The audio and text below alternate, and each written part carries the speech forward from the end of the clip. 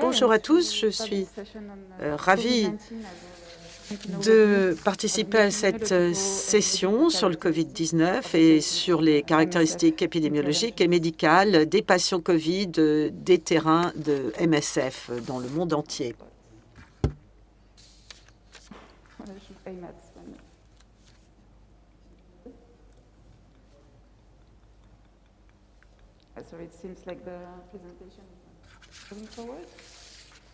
Voilà, j'attends que ma présentation se déroule. Juste en attendant que ça fonctionne, je voulais vous signaler qu'entre bien sûr, après la première partie, on aura un temps pour répondre aux questions. Donc, j'essaierai d'être le porte-parole de vos questions qui sont posées sur le Q&A à travers la tablette. Et puis, on aura, après la deuxième partie aussi, un temps pour répondre aux questions concernant les séroprévalences et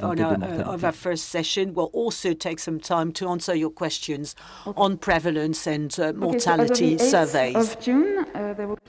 Le 8 juin, il y avait 174 millions de cas de Covid-19 et 3,7 millions de décès rapportés dans le monde entier, avec le continent américain qui a été le plus affecté, 70 millions de cas. Comme on le sait, le virus s'est répandu rapidement dans le monde entier et il y a plusieurs flambées, en particulier en Asie, avec l'Inde au premier plan. Et plus récemment, on a noté une augmentation très importante des cas en Afghanistan, mais aussi en RDC, en Zambie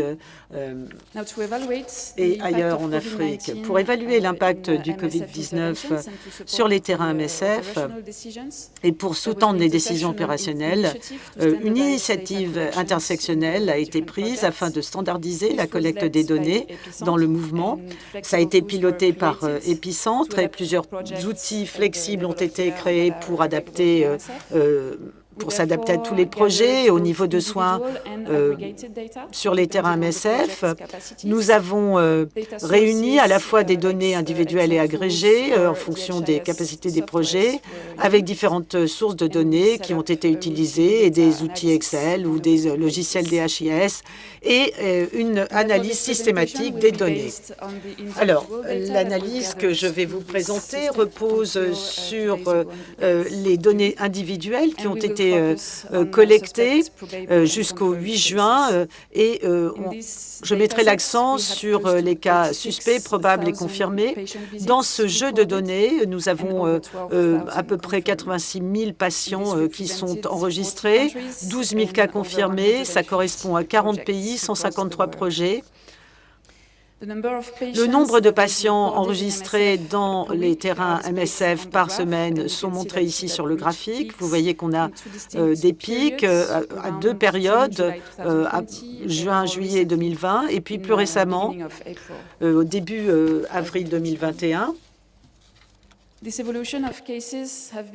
Cette évolution des cas, cela dit, elle s'est présentée de façon différente selon les régions. En Afrique, sur le continent américain, au Moyen-Orient, vous voyez qu'on a des pics sur les deux périodes que j'ai indiquées, mais en Asie, on a eu un nombre de cas beaucoup plus stable, avec un pic en avril 2021.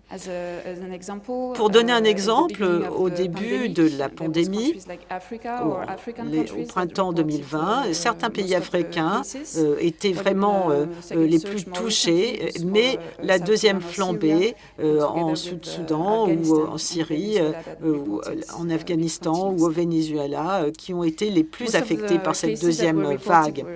Les cas suspects représentaient la majorité des patients et la plupart des cas confirmés ont été rapportés en Afrique et plus récemment au Moyen-Orient en avril. Alors, voyons maintenant un peu les cas suspects et confirmés des patients relativement jeunes avec un âge médian de 32 ans, avec un âge médian plus élevé chez les hommes par rapport aux femmes et également un âge plus élevé chez les patients confirmés. Vous voyez ici la pyramide des âges. en fonction des régions. On voit qu'en Afrique et en Asie, on a des patients plus jeunes, en âge moyen de 40 ans, alors que sur le continent américain, en Europe et au Moyen-Orient, on a plus de patients âgés avec un âge médian de 40 ans contre 30 ans pour l'Afrique et l'Asie. En termes de répartition homme-femme, c'est un ratio de 0,9, mais un petit peu plus de cas confirmés chez les hommes, avec des différences aussi selon les régions. En Afrique, au Moyen-Orient, il y a plus d'hommes touchés, alors qu'en Asie, ce sont plutôt une majorité de femmes.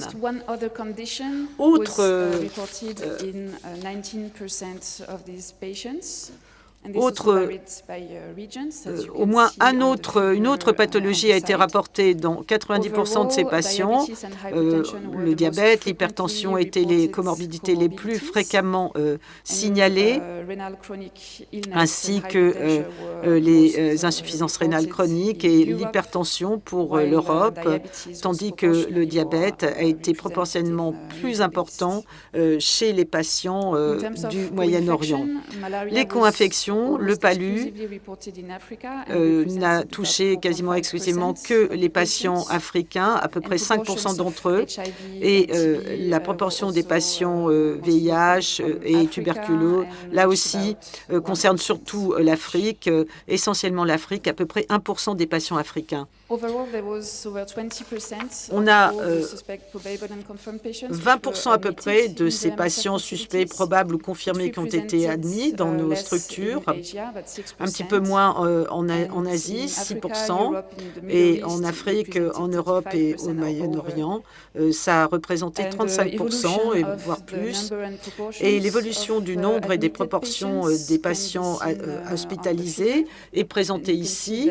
On voit qu'au début de la pandémie, la plupart des patients sont hospitalisés, mais on a une baisse au cours du temps et d'ailleurs, dans les derniers mois, c'est plutôt stable avec un plateau de 20% à peu près. Avec le premier pic d'hospitalisation, la sévérité des cas n'a pas toujours été enregistrée, mais on voit que on a quand même pas mal de cas légers et modérés, une proportion qui diminue avec le temps et plus récemment, sur les dernières semaines, on a plus de cas sévères et de patients critiques. Et en tout, il y a 14% des patients hospitalisés qui sont dans un état critique et 27% dans un état grave. En ce qui concerne la mortalité des patients hospitalisés, il y a un taux de létalité des patients, des cas suspects, probables et confirmés qui est dans l'ensemble de 19%, plus bas en Asie, 4%, mais plus élevé sur le continent américain et Moyen-Orient, 26-27%, des différences que l'on peut expliquer par les différents types de projets dans ces régions. Donc, on n'a pas eu les mêmes chiffres rapportés. On voit que ces risques de létalité sont cohérents pour les comorbidités dans toutes les régions. On voit qu'en Europe et en Asie, on a des taux de létalité inférieurs pour toutes les comorbidités, alors qu'au Moyen-Orient, ça atteint 35-40%. Les patients sévères et critiques, on a ici là un taux de létalité de 51% et 82% chez les patients critiques. Cette présentation, pour conclure, nous montre que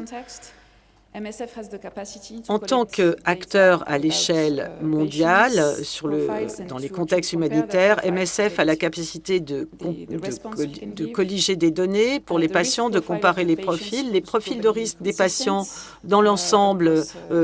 C'est cohérent quand on compare cela avec d'autres observations qui ont été faites ailleurs dans le monde, mais ça varie quand même pas mal. Ça varie quand même légèrement selon les contextes, par exemple en termes de comorbidité, de co-infection. Quand on prend le Moyen-Orient ou l'Afrique, par exemple, dans ces pays, il y a plus de co-infections comme le palu ou la tuberculose en Afrique. Ce système de collecte harmonisé des données qui a été mis en place par les sections MSF nous permet de suivre les interventions, mais c'est vrai qu'il y a quand même une diversité des projets, il y a pas mal de disparités d'un pays à l'autre, et puis les programmes, les critères d'admission, le niveau de soins disponible n'est pas toujours le même, et donc pour mieux comprendre chaque contexte spécifique, il faut avoir une analyse plus détaillée, et certains outils qui vont être utilisés pour le faire seront présentés dans cette session, par exemple les bases de données cliniques et les études de séroprévalence. Donc vous allez avoir davantage de détails grâce à cela dans cette session. Je voudrais remercier tous ceux qui ont travaillé sur ce projet dans tous les centres opérationnels ainsi qu'Épicentre. Merci.